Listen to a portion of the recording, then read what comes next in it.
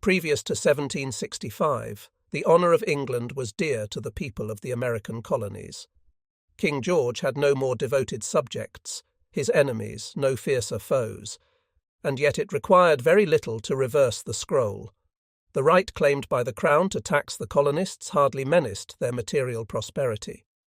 A few shillings more or less would neither have added to the burdens nor have diminished the comforts of a well-to-do and thrifty people, and there was some justice in the demand that they should contribute to the defence of the British Empire. But the demand, as formulated by the government, involved a principle which they were unwilling to admit, and in defence of their birthright as free citizens, they flew to arms. So, in defence of the principle of states' rights, the Southern people resolved upon secession with all its consequences. It might be said, however, that South Carolina and her sister states seceded under the threat of a mere faction, that there was nothing in the attitude of the federal government to justify the apprehension that the Constitution would be set aside, and that their action, therefore, was neither more nor less than rank rebellion. But whether their rights had been infringed or not, a large majority of the Southern people believed that secession, at any moment and for any cause, was perfectly legitimate. The several states of the Union, according to their political creed, were each and all of them sovereign and independent nations. The Constitution, they held, was nothing more than a treaty which they had entered into for their own convenience, and which, in the exercise of their sovereign powers, individually or collectively, they might abrogate when they pleased. This interpretation was not admitted in the North, either by Republicans or Democrats, yet there was nothing in the letter of the Constitution which denied it, and as regards the spirit of that covenant North and South held opposite opinions. But both were perfectly sincere, and in leaving the Union, therefore, and in creating for themselves a new government, the people of the seceding states considered that they were absolutely within their right. It must be admitted, at the same time, that the action of the states which first seceded was marked by a petulant haste, and it is only too probable that the people of these states suffered themselves to be too easily persuaded that the North meant mischief. It is impossible to determine how far the professional politician was responsible for the Civil War. But when we recall the fact that secession followed close on the overthrow of a faction which had long monopolized the spoils of office, and that this faction found compensation in the establishment of a new government, it is not easy to resist the suspicion that the secession movement was neither more nor less than a conspiracy, hatched by a clever and unscrupulous cabal. It would be unwise, however, to brand the whole, or even the majority, of the Southern leaders as selfish and unprincipled. Unless he has real grievances on which to work, or unless those who listen to him are supremely ignorant, the mere agitator is powerless. And it is most assuredly incredible that 7 millions of Anglo-Saxons and Anglo-Saxons of the purest strain, English, Lowland Scottish, and North Irish, should have been beguiled by silver tongues of a few ambitious or hair-brained demagogues. The latter undoubtedly had a share in bringing matters to a crisis. But the South was ripe for revolution long before the presidential election. The forces which were at work needed no artificial impulse to propel them forward. It was instinctively recognized that the nation had outgrown the Constitution, and it was to this, and not to the attacks upon slavery, that secession was really due. The North had come to regard the American people as one nation and the will of the majority as paramount. The South, on the other hand, holding, as it had always held, that each state was a nation in itself, denied in toto that the will of the majority, except in certain specified cases, had any power whatever. And where political creeds were in such direct antagonism, no compromise was possible. Moreover, as the action of the abolitionists very plainly showed, there was a growing tendency in the North to disregard altogether the rights of the minority. Secession, in fact, was a protest against mob rule. The weaker community, hopeless of maintaining its most cherished principles within the Union, was ready to seize the first pretext for leaving it, and the strength of the popular sentiment may be measured by the willingness of every class, gentle and simple, rich and poor, to risk all and to suffer all, in order to free themselves from bonds which must soon have become unbearable. It is always difficult to analyze the motives of those by whom revolution is provoked, but if a whole people acquiesce, it is a certain proof of the existence of universal apprehension and deep-rooted discontent. The spirit of self-sacrifice which animated the Confederate South has been characteristic of every revolution which has been the expression of a nation's wrongs, but it has never yet accompanied mere factious insurrection.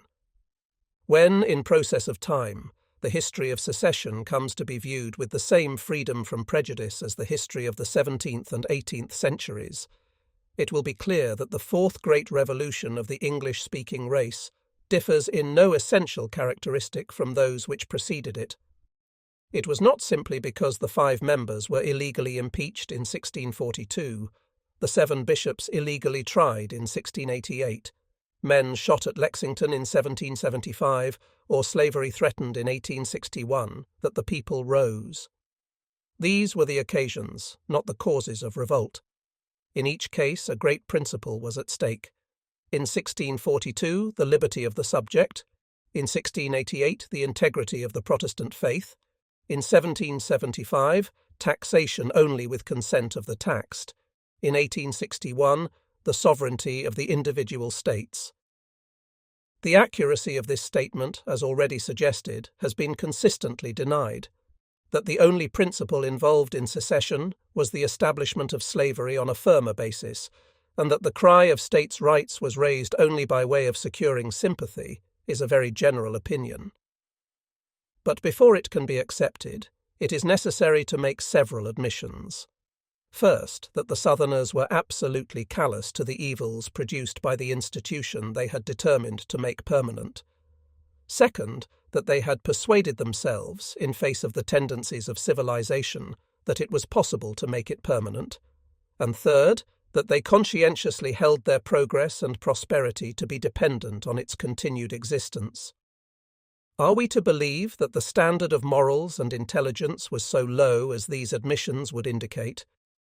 Are we to believe that if they had been approached in a charitable spirit, that if the Republican Party, disclaiming all right of interference, had offered to aid them in substituting, by some means which would have provided for the control of the Negro, and at the same time have prevented an entire collapse of the social fabric, a system more consonant with humanity, the Southerners would have still preferred to leave the Union, and by creating a great slave power earn the execration of the Christian world?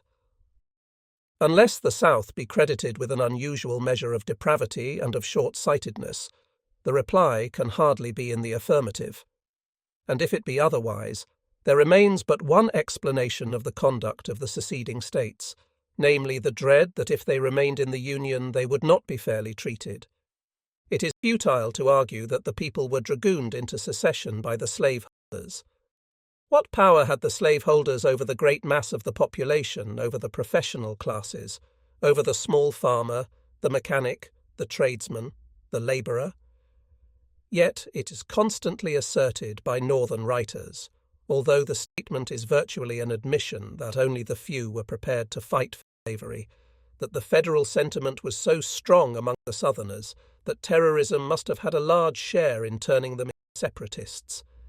The answer, putting aside the very patent fact that the Southerner was not easily coerced, is very plain.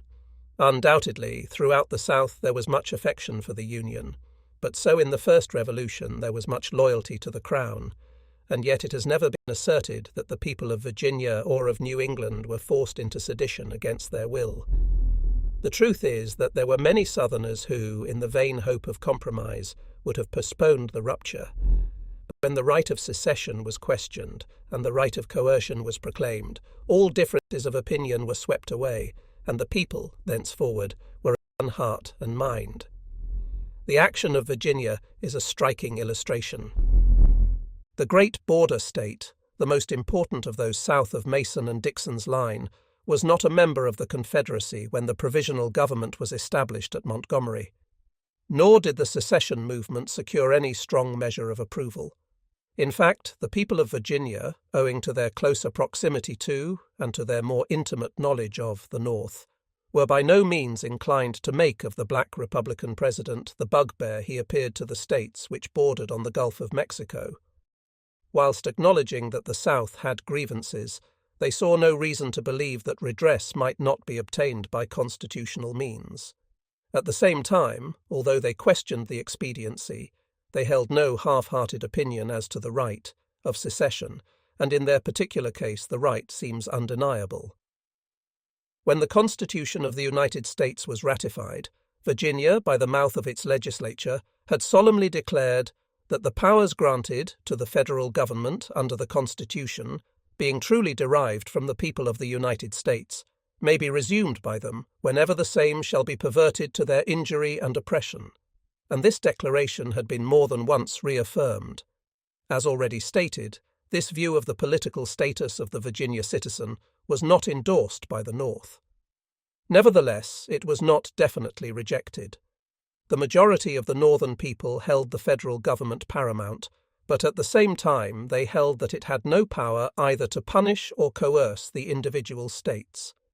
This had been the attitude of the founders of the Republic, and it is perfectly clear that their interpretation of the Constitution was this. Although the several states were morally bound to maintain the compact into which they had voluntarily entered, the obligation, if any one state chose to repudiate it, could not be legally enforced.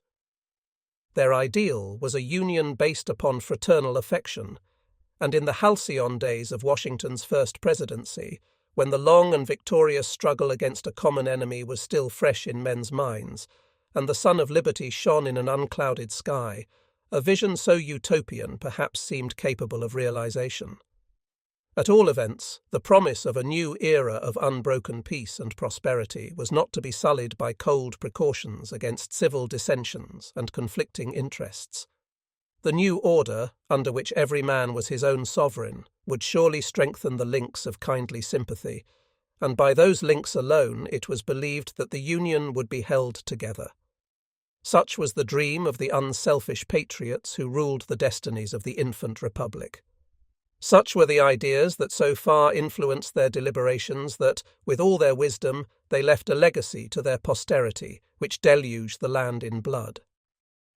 Mr. Lincoln's predecessor in the presidential chair had publicly proclaimed that coercion was both illegal and inexpedient, and for the 3 months which intervened between the secession of South Carolina and the inauguration of the Republican president, the government made not the slightest attempt to interfere with the peaceable establishment of the new Confederacy. Not a single soldier reinforced the garrisons of the military posts in the South. Not a single regiment was recalled from the western frontiers, and the seceded states, without a word of protest, were permitted to take possession, with few exceptions, of the forts, arsenals, navy yards, and custom houses which stood on their own territory. It seemed that the federal government was only waiting until an amicable arrangement might be arrived at as to the terms of separation.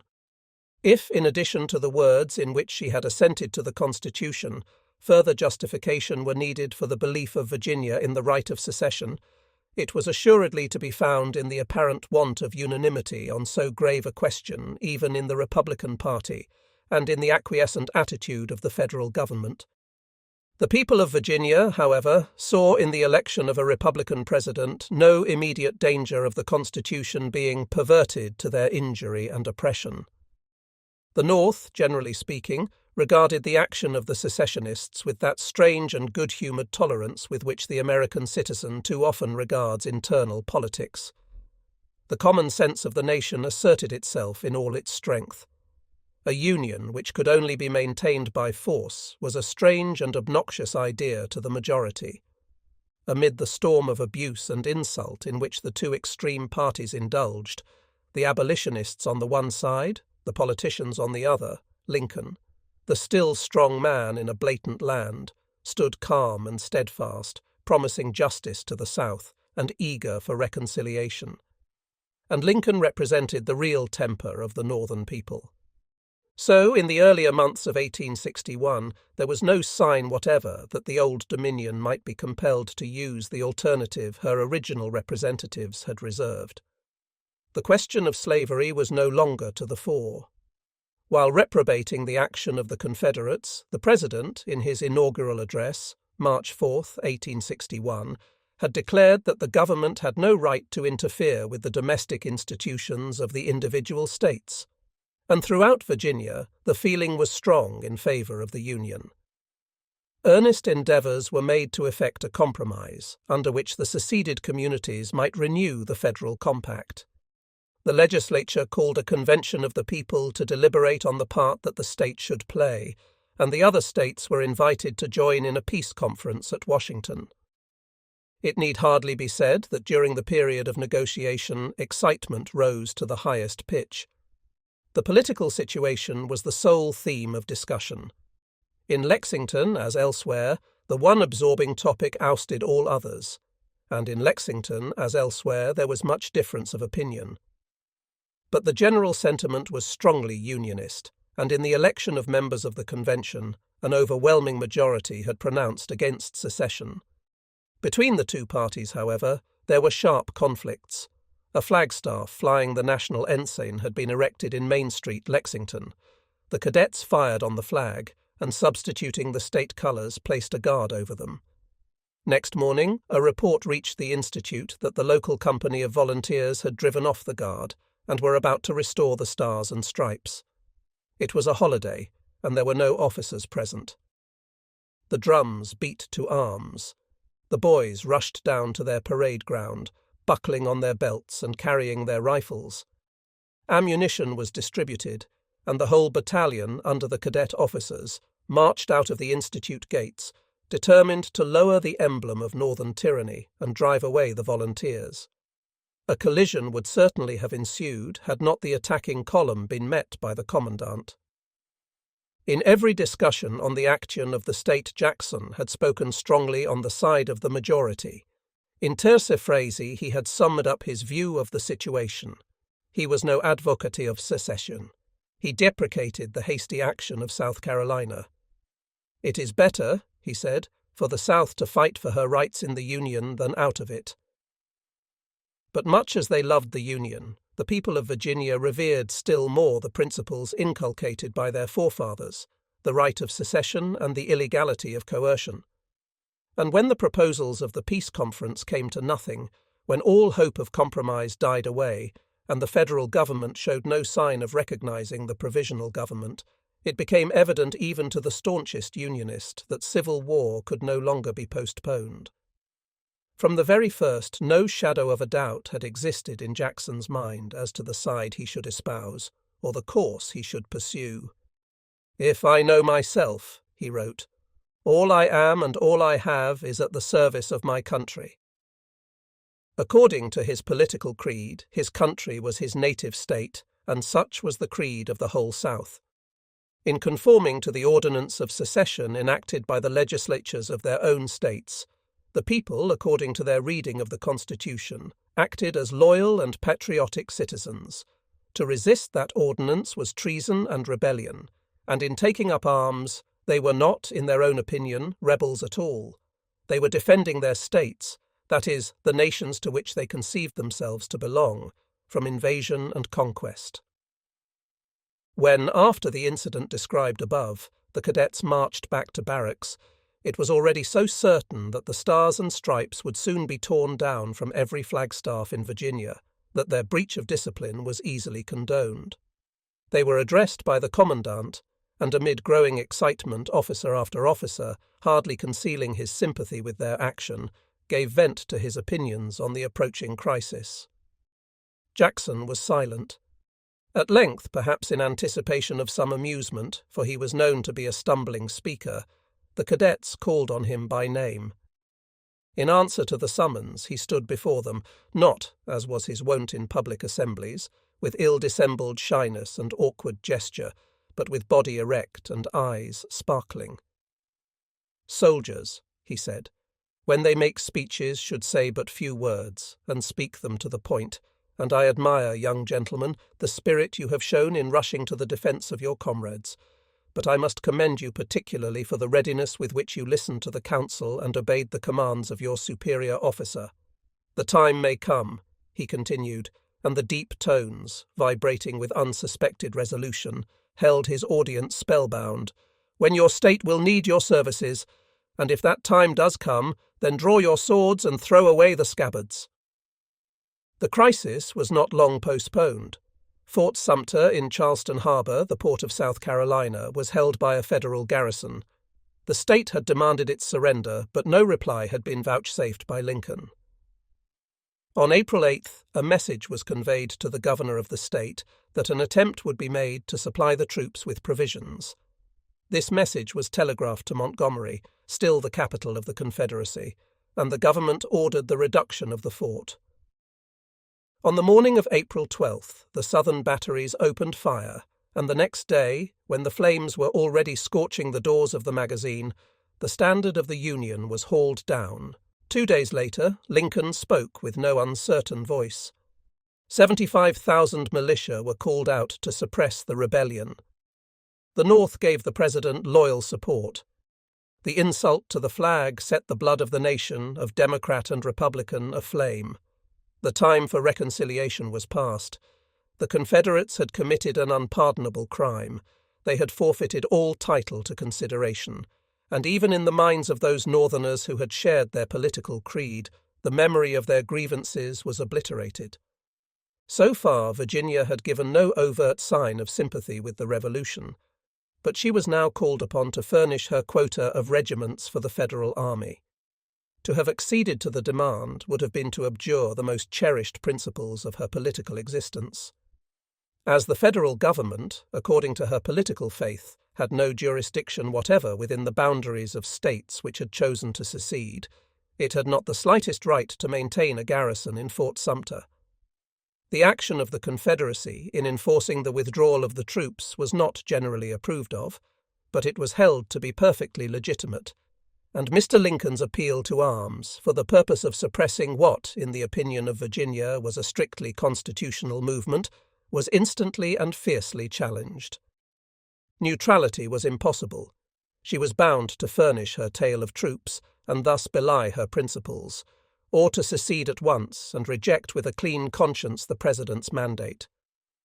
On April 17th, she chose the latter, deliberately and with her eyes open, knowing that war would be the result, and knowing the vast resources of the North. She was followed by Arkansas, Tennessee, and North Carolina.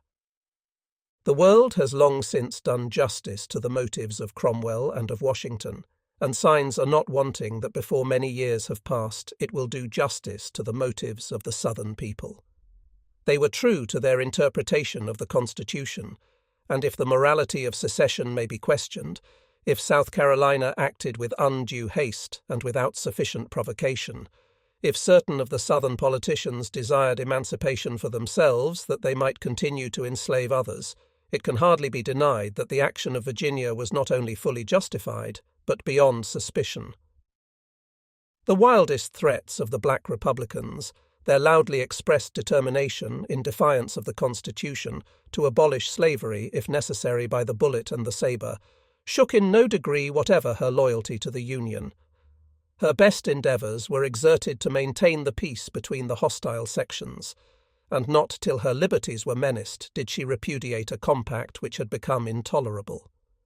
It was to preserve the freedom which her forefathers had bequeathed her, and which she desired to hand down unsullied to future generations, that she acquiesced in the Revolution. The North, in resolving to maintain the Union by force of arms, was upheld by the belief that she was acting in accordance with the Constitution. The South, in asserting her independence and resisting coercion, found moral support in the same conviction, and the patriotism of those who fought for the Union was neither purer nor more ardent than the patriotism of those who fought for states' rights. Long ago, a parliament of that nation to which Jackson and so many of his compatriots owed their origin made petition to the Pope that he should require the English king to respect the independence of Scotland and to mind his own affairs. "So long as 100 of us are left alive," said the signatories, "we will never in any degree be subjected to the English. It is not for glory or for riches or for honour that we fight, but for liberty alone, which no good man loses but with his life." More than 500 years later, for the same noble cause and in the same uncompromising spirit, the people of Virginia made appeal to the God of battles. Chapter 5. Harper's Ferry, 1861. Immediately it became apparent that the North was bent upon reconquest. Jackson offered his sword to his native state. He was determined to take his share in defending her rights and liberties, even if it were only as a private soldier. Devotion to Virginia was his sole motive. He shrank from the horrors of civil strife. The thought that the land he loved so well was to be deluged with the blood of her own children, that the happy hearths of America were to be desecrated by the hideous image of war, stifled the promptings of professional ambition. If the general government, he said, should persist in the measures now threatened, there must be war. It is painful enough to discover with what unconcern they speak of war and threaten it. They do not know its horrors. I have seen enough of it to make me look upon it as the sum of all evils. The methods he resorted to in order that the conflict might be averted were characteristic. He proposed to the minister of his church that all Christian people should be called upon to unite in prayer, and in his own devotions, says his wife, he asked with importunity that, if it were God's will, the whole land might be at peace. His work, after the ordinance of secession had been passed, was constant and absorbing. The governor of Virginia had informed the superintendent of the institute that he should need the services of the more advanced classes as drill masters, and that they must be prepared to leave for Richmond under the command of Major Jackson at a moment's notice. The Lexington Presbytery was holding its spring meeting in the church which Jackson attended, and some of the members were entertained at his house, but he found no time to attend a single service. Every hour was devoted to the duty he had in hand. On the Saturday of that eventful week, he expressed the hope that he would not be called upon to leave till Monday, and bidding his wife dismiss from her thoughts everything pertaining to the war and his departure, they spent that evening as they had been accustomed, reading aloud from religious magazines, and studying together the lesson which was to be taught on the morrow in the Sunday school. But at dawn, the next morning, came a telegram, directing Major Jackson to bring the cadets to Richmond immediately. He repaired at once to the Institute, and at 1 o'clock, after divine service, at his request, had been held at the head of the command, the cadet battalion marched to Staunton on the Virginia Central Railway, and there took train. Camp Lee, the rendezvous of the Virginia Army, presented a peculiar if animated scene. With few exceptions, every man capable of serving in the field belonged either to the militia or the volunteers. Some of the companies had a smattering of drill, but the majority were absolutely untaught, and the whole were without the slightest conception of what was meant by discipline. And it was difficult to teach them. The non-commissioned officers and men of the United States Army were either Irish or Germans, without state ties, and they had consequently no inducement to join the South. With the officers it was different. They were citizens first and soldiers afterwards. And as citizens, their allegiance, so far as those of Southern birth were concerned, was due to their native states. Out of the 1,200 graduates of West Point who, at the beginning of 1861, were still fit for service, a fourth were Southerners, and these, almost without exception, at once took service with the Confederacy. But the regular officers were almost all required for the higher commands, for technical duties, and the staff. Thus very few were left to instruct the volunteers. The intelligence of the men was high, for every profession and every class was represented in the ranks, and many of the wealthiest planters preferred, so earnest was their patriotism, to serve as privates. But as yet they were merely the elements of a fine army, and nothing more. Their equipment left as much to be desired as their training. Arms were far scarcer than men. The limited supply of rifles in the state arsenals was soon exhausted. Flintlock muskets, converted to percussion action, were then supplied, but no inconsiderable numbers of fowling pieces and shotguns were to be seen amongst the infantry, while the cavalry, in default of sabres, carried rude lances fabricated by country blacksmiths. Some of the troops wore uniform, the blue of the militia or the grey of the cadet, but many of the companies drilled and manoeuvred in plain clothes, and it was not till 3 months later, on the eve of the first great battle, that the whole of the infantry had received their bayonets and cartridge boxes. An assemblage so motley could hardly be called an army, and the daring of the government, who, with this levée en masse as their only bulwark against invasion, had defied a great power, seems at first sight strongly allied to folly. But there was little cause for apprehension. The federal authorities were as yet powerless to enforce the policy of invasion on which the President had resolved. The great bulk of the northern troops were just as far from being soldiers as the Virginians, and the regular army was too small to be feared. The people of the United States had long cherished the utopian dream that war was impossible upon their favoured soil. The militia was considered an archaeological absurdity. The regular troops, admirable as was their work upon the frontier, were far from being a source of national pride. The uniform was held to be a badge of servitude. The drunken loafer, bartering his vote for $1 or a dram, looked down with the contempt of a sovereign citizen upon men who submitted to the indignity of discipline, and, in denouncing the expense of a standing army, unscrupulous politicians found a sure path to popular favour. So, when secession became something more than a mere threat, the armed forces of the Commonwealth had been reduced almost to extinction, and when the flag was fired upon, the nation found itself powerless to resent the insult. The military establishment mustered no more than 16,000 officers and men. There was no reserve, no transport, no organisation for war, and the troops were scattered in distant garrisons. The navy consisted of 6 screw frigates, only one of which was in commission, of 5 steam sloops, some 20 sailing ships, and a few gunboats. The majority of the vessels, although well armed, were out of date.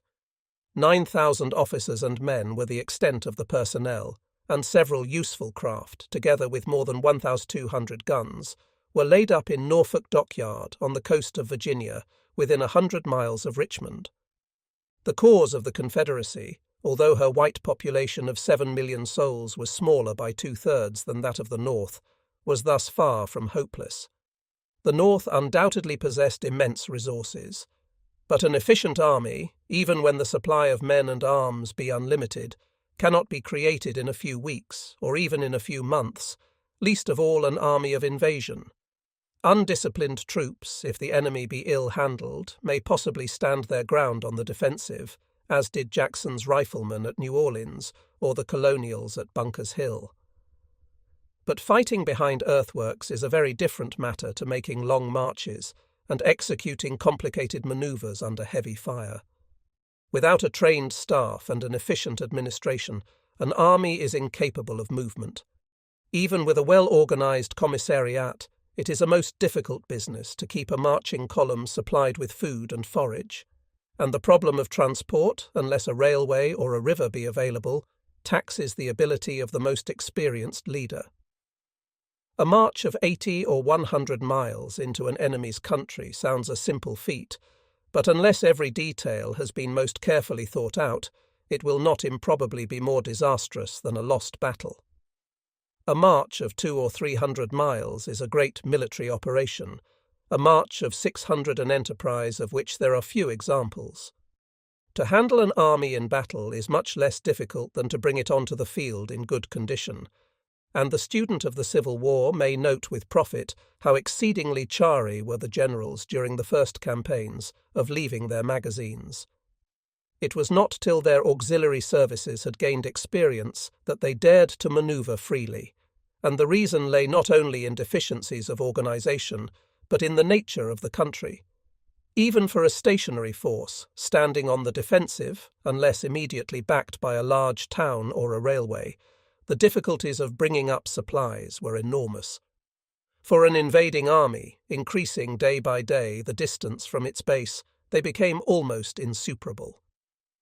In 1861, the population of the United States, spread over a territory as large as Europe, was less than that of England, and a great part of that territory was practically unexplored. Even at the present day, their 70 million are but a handful in comparison with the size of their dominions, and their extraordinary material progress is not much more than a scratch on the surface of the continent. In Europe, nature has long since receded before the works of man.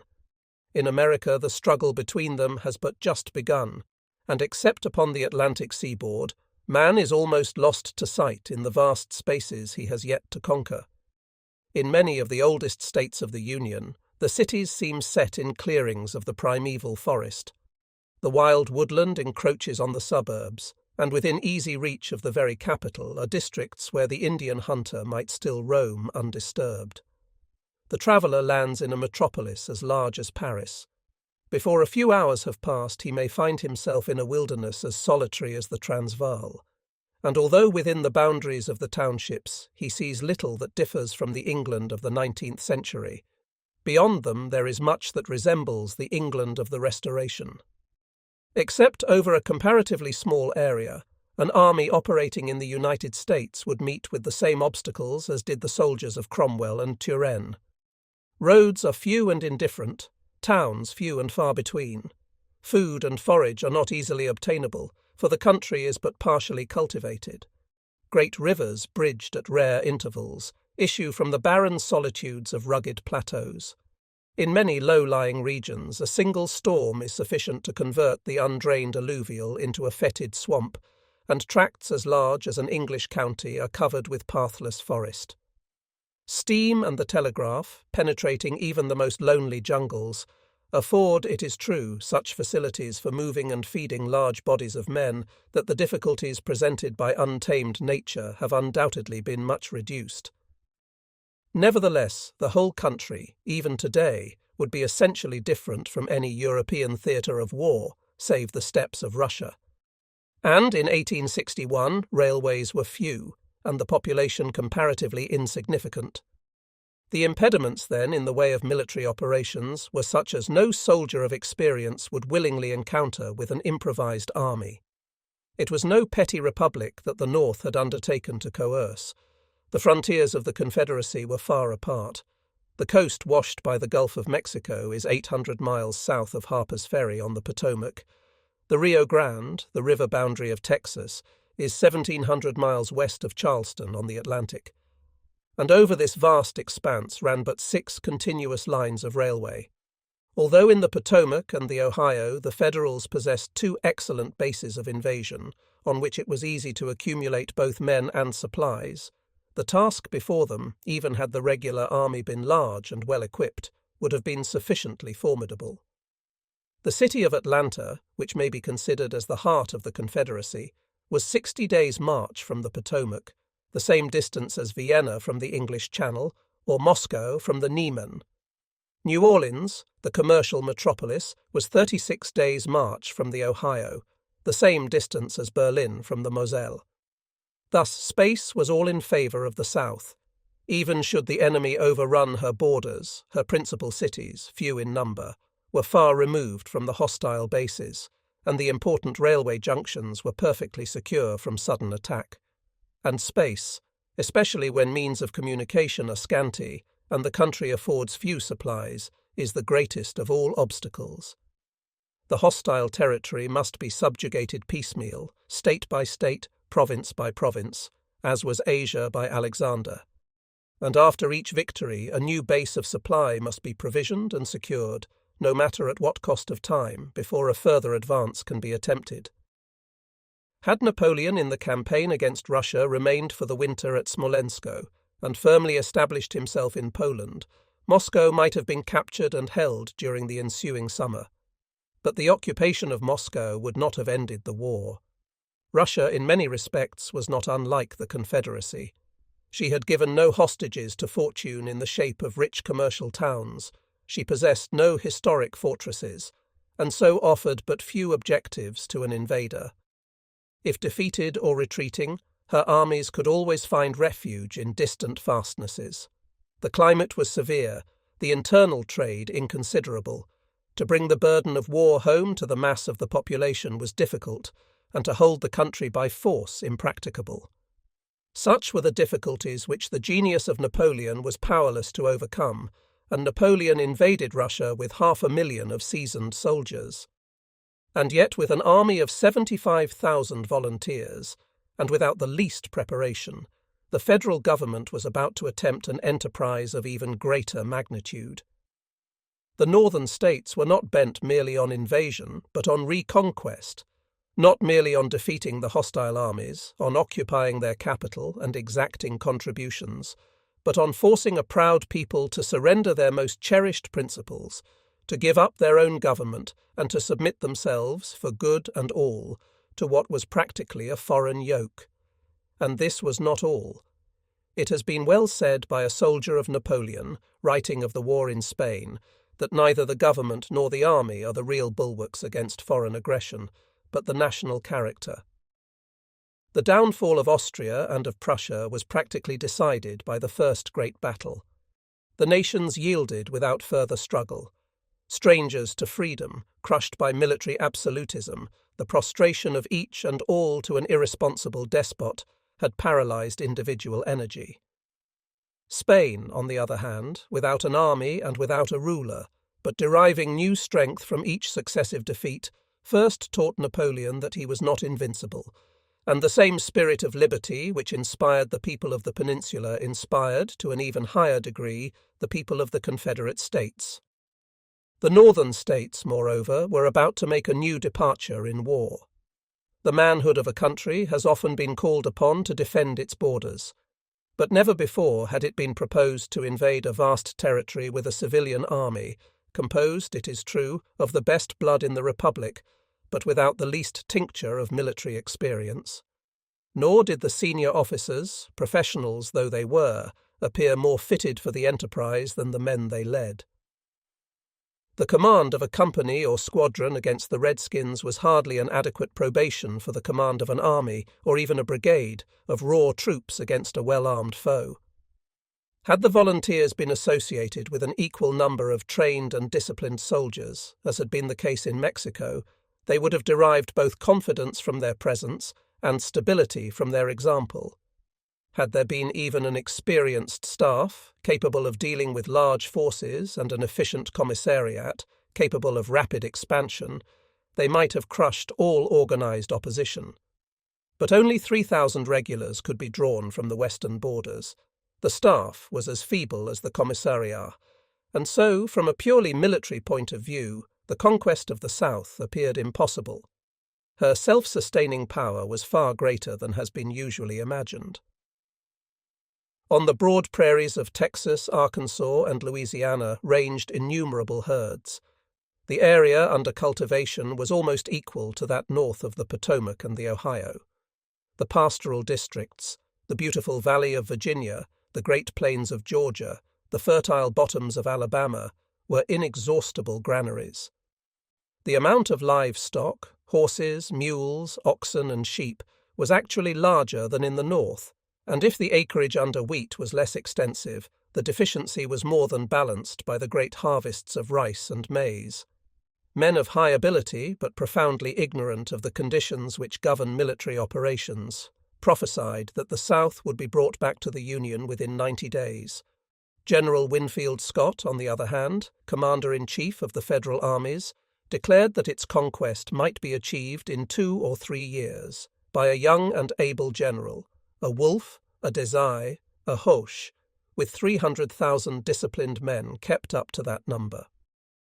Nevertheless, despite the extent of her territory and her scanty means of communication, the South was peculiarly vulnerable. Few factories or foundries had been established within her frontiers. She manufactured nothing, and not only for all luxuries, but for almost every necessary of life, she was dependent upon others. Her cotton and tobacco brought leather and cloth in exchange from England. Metals, machinery, rails, rolling stock, salt, and even medicines came, for the most part, from the north. The weapons which she put into her soldiers' hands during the first year of the war, her cannon, powder, and ammunition, were of foreign make. More than all, her mercantile marine was very small. Her foreign trade was in the hands of northern merchants. She had shipyards, for Norfolk and Pensacola, both national establishments, were within her boundaries, but her seafaring population was inconsiderable, and shipbuilding was almost an unknown industry. Strong on land, she was powerless at sea, and yet it was on the sea that her prosperity depended. Cotton, the principal staple of her wealth, demanded free access to the European markets, but without a navy and without the means of constructing one or of manning the vessels that she might easily have purchased, she was unable to keep open her communications across the Atlantic. Nor was it on the ocean alone that the South was at a disadvantage. The Mississippi, the main artery of her commerce, which brought the harvests of the plantations to New Orleans, and which divided her territory into two distinct portions, was navigable throughout, while other great rivers and many estuaries, leading into the heart of her dominions, formed the easiest of highways for the advance of an invading army. Very early had her fatal weakness been detected. Immediately Fort Sumter fell, Lincoln had taken measures to isolate the seceding states, to close every channel by which they could receive either succor or supplies, and if need be to starve them into submission. The maritime resources of the Union were so large that the navy was rapidly expanded. Numbers of trained seamen, recruited from the merchant service and the fisheries, were at once available. The northern shipbuilders had long been famous, and both men and vessels, if the necessity should arise, might be procured in Europe. Judicious indeed was the policy which, at the very outset of the war, brought the tremendous pressure of the sea power to bear against the South, and had her statesmen possessed the knowledge of what that pressure meant, they must have realized that Abraham Lincoln was no ordinary foe. In forcing the Confederates to become the aggressors and to fire on the national ensign, he had created a united North. In establishing a blockade of their coasts, he brought into play a force which, like the mills of God, grinds slowly, but grinds exceeding small. But for the present, the Federal Navy was far too small to watch 3,000 miles of littoral indented by spacious harbours and secluded bays, protected in many cases by natural breakwaters and communicating by numerous channels with the open sea. Moreover, it was still an even chance whether cotton became a source of weakness to the Confederacy or a source of strength. If the markets of Europe were closed to her by the hostile battleships, the credit of the young republic would undoubtedly be seriously impaired. But the majority of the Southern politicians believed that the great powers beyond the Atlantic would never allow the North to enforce her restrictive policy. England and France, a large portion of whose population depended for their livelihood on the harvests of the South, were especially interested. And England and France, both great maritime states, were not likely to brook interference with their trade. Nor had the Southern people a high opinion of Northern patriotism. They could hardly conceive that the maintenance of the Union, which they themselves considered so light a bond, had been exalted elsewhere to the height of a sacred principle. Least of all did they believe that the great Democratic Party, which embraced so large a proportion of the Northern people, and which for so many years had been in close sympathy with themselves, would support the President in his coercive measures. History, moreover, not always an infallible guide, supplied many plausible arguments to those who sought to forecast the immediate future. In the War of Independence, not only had the impracticable nature of the country, especially of the South, baffled the armies of Great Britain, but the European powers, actuated by old grudges and commercial jealousy, had come to the aid of the insurgents.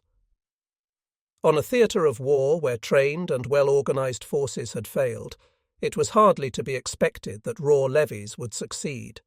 And if England, opposed in 1782 by the fleets of France, Spain, and Holland, had been compelled to let the colonies go, it was hardly likely that the North, confronted by the naval strength of England and France, would long maintain the struggle with the South. Trusting then to foreign intervention, to the dissensions of their opponents, and to their own hardihood and unanimity, the Southerners faced the future with few misgivings. At Richmond, finding himself without occupation, Major Jackson volunteered to assist in the drilling of the new levies. The duty to which he was first assigned was distasteful. He was an indifferent draftsman, and a post in the topographical department was one for which he was hardly fitted. The appointment, fortunately, was not confirmed. Some of his friends in the Confederate Congress proposed that he should be sent to command at Harper's Ferry, an important outpost on the northern frontier of Virginia. There was some opposition, not personal to Jackson and of little moment, but it called forth a remark that shows the estimation in which he was held by men who knew him. "Who is this Major Jackson?" it was asked. "He is one," was the reply, "who, if you order him to hold a post, will never leave it alive to be occupied by the enemy." Harper's Ferry, the spot where the first collision might confidently be expected, was a charge after Jackson's own heart. April 26th. "Last Saturday," he writes to his wife, "the governor handed me my commission as Colonel of Virginia Volunteers, the post I prefer above all others, and has given me an independent command. Little one, you must not expect to hear from me very often, as I expect to have more work than I ever had in the same length of time before. But don't be concerned about your husband. For our kind, Heavenly Father will give every needful aid." The garrison at Harper's Ferry consisted of a large number of independent companies of infantry, a few light companies, as they were called, of cavalry, and 15 smooth-bore cannon of small calibre.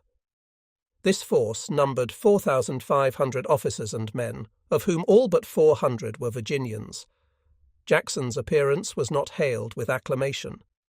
The officers of the state militia had hitherto exercised the functions of command over the ill-knit concourse of enthusiastic patriots.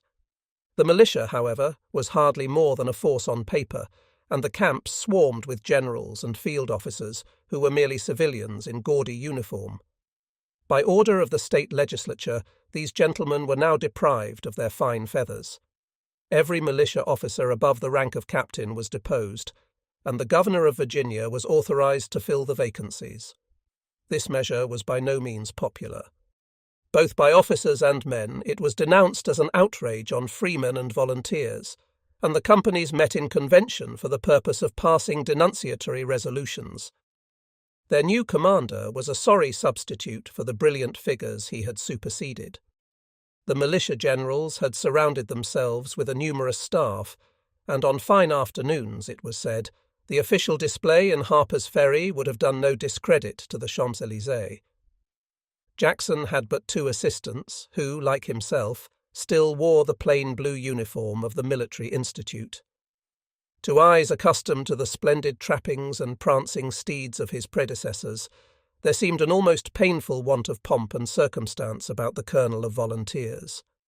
There was not a particle of gold lace about him. He rode a horse as quiet as himself. His seat in the saddle was ungraceful. His well-worn cadet cap was always tilted over his eyes. He was sparing of speech. His voice was very quiet, and he seldom smiled. He made no orations, he held no reviews, and his orders were remarkable for their brevity. Even with his officers he had little intercourse. He confided his plans to no one, and not a single item of information, useful or otherwise, escaped his lips. Some members of the Maryland legislature, a body whom it was important to conciliate, visited Harper's Ferry during his tenure of command. They were received with the utmost politeness, and in return plied the general with many questions. His answers were unsatisfactory, and at length one more bold than the rest asked him frankly how many men he had at his disposal. "Sir," was the reply, "I should be glad if President Lincoln thought I had 50,000. Nor was this reticence observed only towards those whose discretion he mistrusted. He was silent on principle. In the campaign of 1814, the distribution of the French troops at a most critical moment was made known to the Allies by the capture of a courier carrying a letter from Napoleon to the Empress. There was little chance of a letter to Mrs. Jackson, who was now in North Carolina, falling into the hands of the Federals, but even in so small a matter Jackson was consistent. "You say," he wrote, "that your husband never writes you any news. I suppose you mean military news, for I have written you a great deal about your sposo and how much he loves you. What do you want with military news? Don't you know that it is unmilitary and unlike an officer to write news respecting one's post? You couldn't wish your husband to do an unofficer-like thing, could you?" And then, the claims of duty being thus clearly defined, he proceeds to describe the roses which climbed round the window of his temporary quarters, adding, with that lover-like devotion which every letter betrays, but my sweet little sunny face is what I want to see most of all." Careful as he was to keep the enemy in the dark, he was exceedingly particular when he visited his distant posts on the Potomac that his presence should be unobserved. Had it become known to the Federal generals that the commander at Harper's Ferry had reconnoitred a certain point of passage, a clue might have been given to his designs. The Confederate officers, therefore, in charge of these posts, were told that Colonel Jackson did not wish them to recognize him. He rode out accompanied by a single staff officer, and the men were seldom aware that the brigadier had been through their camps. Never was a commander who fell so far short of the popular idea of a dashing leader. This quiet gentleman, who came and went unnoticed, who had nothing to say, and was so anxious to avoid observation, was a type of soldier unfamiliar to the volunteers. He was duty personified, and nothing more. But at the same time the troops instinctively felt that this absence of ostentation meant hard work. They began to realize the magnitude of the obligations they had assumed. Soldiering was evidently something more than a series of brilliant spectacles and social gatherings. Here was a man in earnest, who looked upon war as a serious business, who was completely oblivious to what people said or thought, and his example was not without effect. The conventions came to nothing, and when the companies were organized in battalions and some of the deposed officers were reappointed to command, the men went willingly to work. Their previous knowledge, even of drill, was of the scantiest. Officers and men had to begin as recruits, and Jackson was not the man to cut short essential preliminaries. 7 hours' drill daily was a heavy tax upon enthusiasm, but it was severely enforced, and the garrison of the frontier post soon learned the elements of manoeuvre. Discipline was a lesson more difficult than drill. The military code, in all its rigour, could not be at once applied to a body of high-spirited and inexperienced civilians. Undue severity might have produced the very worst results. The observance, therefore, of those regulations which were not in themselves essential to efficiency or health was not insisted on. Lapses in military etiquette were suffered to pass unnoticed. No attempt was made to draw a hard and fast line between officers and men, and many things which in a regular army would be considered grossly irregular were tacitly permitted. Jackson was well aware that volunteers of the type he commanded needed most delicate and tactful handling.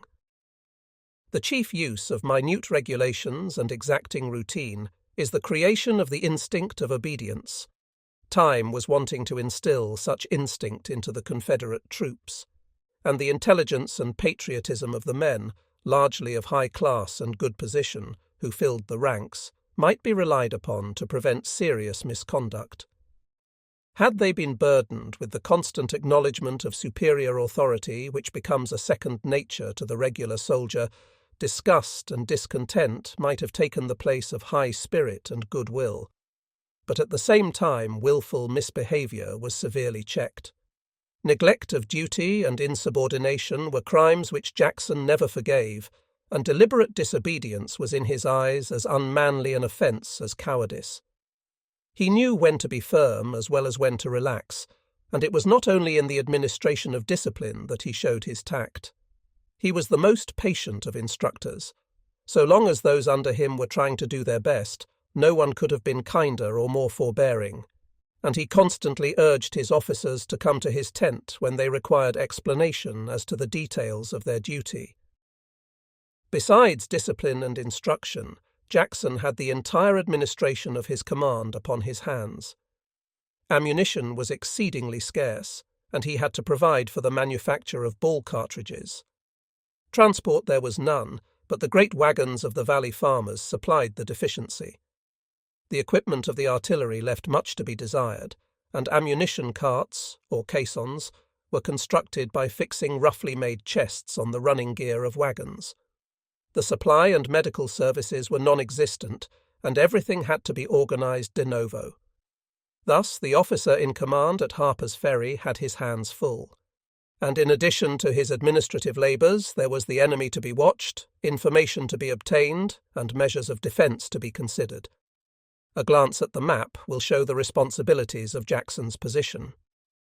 The Virginia of the Confederacy was cut in two by the Blue Ridge, a chain of mountains 330 miles in length, which, rising in North Carolina, passes under different names through Maryland, Pennsylvania, New York, and Vermont, and sinks to the level on the Canadian frontier. The Blue Ridge varies in height from 2,000 to 6,000 feet. Densely wooded, it is traversed in Virginia only by the gaps, through which ran 3 railways and several roads. These gaps were of great strategic importance, for if they were once secured, a northern army, moving up the valley of the Shenandoah, would find a covered line of approach towards the Virginia and Tennessee Railway, which connected Richmond with the Mississippi. Nor was this the only advantage it would gain. From Lexington at its head to Harper's Ferry, where it strikes the Potomac, throughout its whole length of 140 miles, the valley was rich in agricultural produce. Its average width, for it is bounded on the west by the eastern ranges of the Alleghanies, is not more than 24 miles. But there are few districts of the earth's surface of equal extent, more favoured by nature or more highly cultivated. It was the granary of Virginia, and not Richmond only, but the frontier garrisons depended largely for subsistence on the farms of the Shenandoah. Moreover, if the valley were occupied by the Federals, northwestern Virginia would be cut off from the Confederacy, and Jackson's native mountains, inhabited by a brave and hardy race, would be lost as a recruiting ground. In order, then, to secure the loyalty of the mountaineers, to supply the armies, and to protect the railways, the retention of the valley was of the utmost importance to the Confederacy.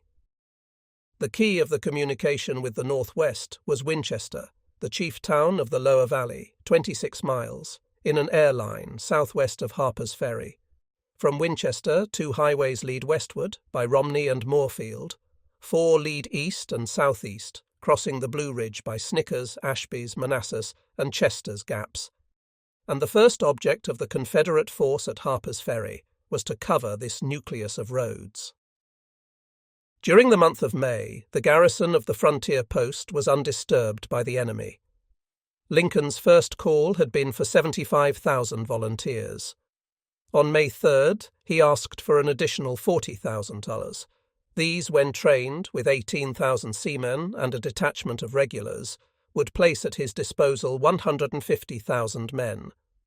The greater part of this force had assembled at Washington, but a contingent of 10,000 or 12,000 men under General Patterson, a regular officer of many years' service, was collecting in Pennsylvania, and an outpost of 3,000 men was established at Chambersburg, 45 miles north of Harper's Ferry.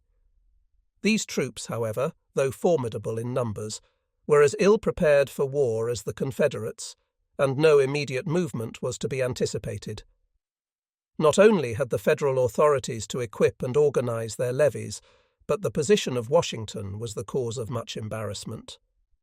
The District of Columbia, the 60 square miles set apart for the seat of the federal government, lies on the Potomac, 50 miles southeast of Harper's Ferry, wedged in between Virginia on the one side and Maryland on the other.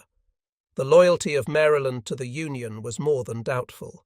As a slave-holding state, her sympathies were strongly Southern, and it was only her geographical situation, north of the Potomac, and with no strong frontier to protect her from invasion, which had held her back from joining the Confederacy.